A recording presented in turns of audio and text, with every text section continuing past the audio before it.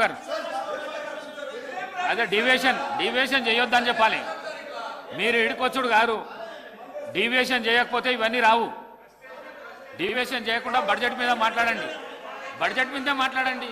మీరు మాట్లాడితే వాళ్ళు మాట్లాడతారు.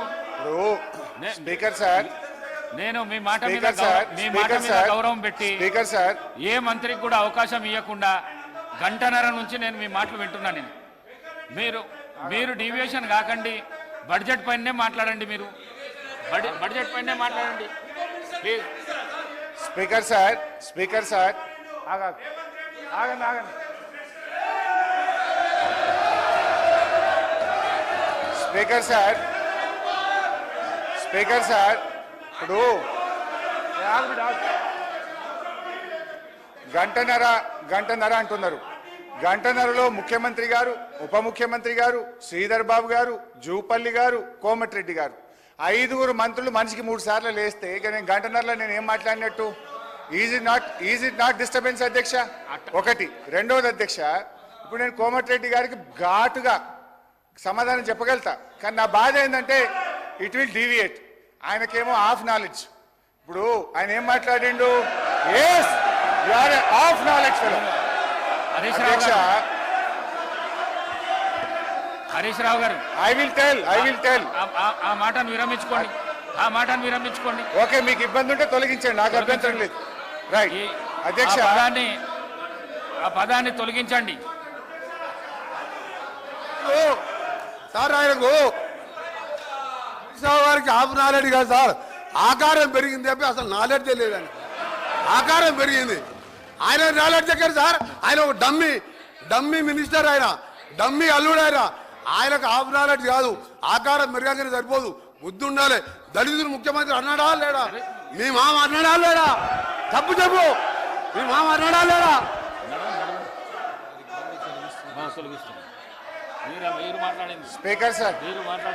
స్పీకర్ సార్, ఇదే కోమటిరెడ్డి వెంకటరెడ్డి గారు 50 కోట్లకు పిసిసి అధ్యక్ష పదవి కొనుక్కున్నారు రేవంత్ రెడ్డి గారని ఈయనే చెప్పింది కదా సార్. మరి దాన్ని ఏమంటారు అధ్యక్ష? ఇదే కోమటిరెడ్డి వెంకటరెడ్డి గారు జిల్లా కలెక్టరేట్లు, సచివాలయాలు అద్భుతంగా కట్టిండు కేసీఆర్ గారని ఈయన గారే చాలా సార్లు మెచ్చుకున్నాడు అధ్యక్ష. ఇవాళ నేను ఎందుకు ఆ మాట అంటే అధ్యక్ష, కోమటిరెడ్డి వెంకటరెడ్డి గారు మేము అగ్రికల్చర్ కు 72,000 కోట్లు పెట్టామన్నాడు. అంటూనే మళ్ళీ వెంటనే ఇరిగేషన్ కి 22,000 కోట్లు పెట్టమన్నాడు. ఆయనకు అర్థం కాని ఏంటంటే బట్టి గారు చేసిన అంకెల గారిని వారికి అర్థం కాలే. వారు పెట్టిన అగ్రికల్చర్ 72,000 కోట్లలో అన్ననే ఇరిగేషన్ ఉన్నది, అన్ననే కరెంట్ ఉన్నది, అన్ని కలిపి మాయ చేసి అగ్రికల్చర్కి ఏదో ఎక్కువ పెట్టినా అని బట్టి గారు చేసిన మాయను ఆయన అర్థం చేసుకోక అగ్రికల్చర్ 72 వేరే చెప్పిండు, ఇరిగేషన్ 22 వేరేగా చెప్పిండు. అందువల్ల నేను ఆ మాట అన్న తప్ప వేరే అనలే. ఆయనకి ఇబ్బంది అయితే నాకు అభ్యంతరం లేదు అధ్యక్ష. ఇకపోతే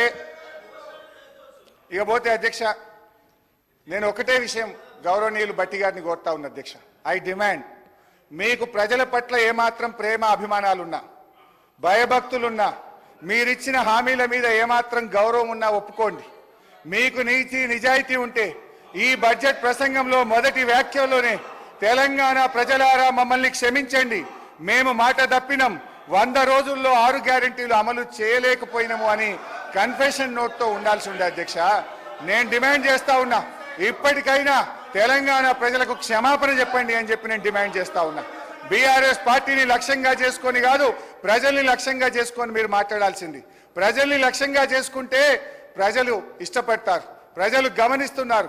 ప్రజల పట్ల జవాబుదారీతనంతో వ్యవహరించండి. అభయహస్తం మేనిఫెస్టోలో 6 గ్యారంటీల్లో 13 హామీలు ఉన్నాయి. వాటి అమలు మాట అటుంచి 13 హామీల ప్రస్తావన కూడా బట్టి గారి బడ్జెట్ ప్రసంగంలో లేకపోవడం నిజంగా దురదృష్టకరం. ఓటాన్ అకౌంట్లో 6 గ్యారంటీల అమలు కోసం 53,000 కోట్లు పెడితే పూర్తి బడ్జెట్లో అది 47,000కు తగ్గిపోయింది అధ్యక్ష. పెరుగుతుందని ఆశించాం. ఓటాన్ అకౌంట్లో 53,000 కోట్లు పెట్టి పూర్తి స్థాయి బడ్జెట్లో 6 గ్యారంటీల అమలుకు కోత పెట్టి 47,000 కోట్లకు తగ్గించారు అధ్యక్ష.